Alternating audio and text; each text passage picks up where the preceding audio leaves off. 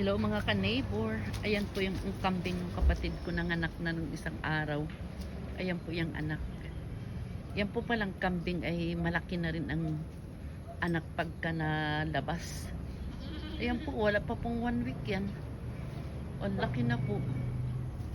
Kakatuwa ay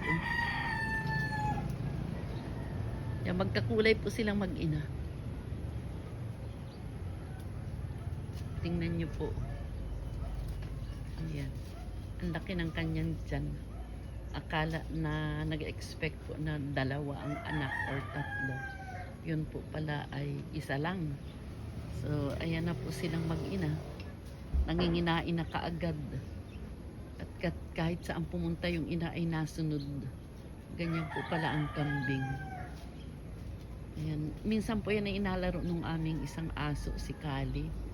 Ay pagka inahalikan po, bagat inaamimi nung aso namin ay nagtawag dun sa ina. Parang kung sa tao po ay nagasumbong.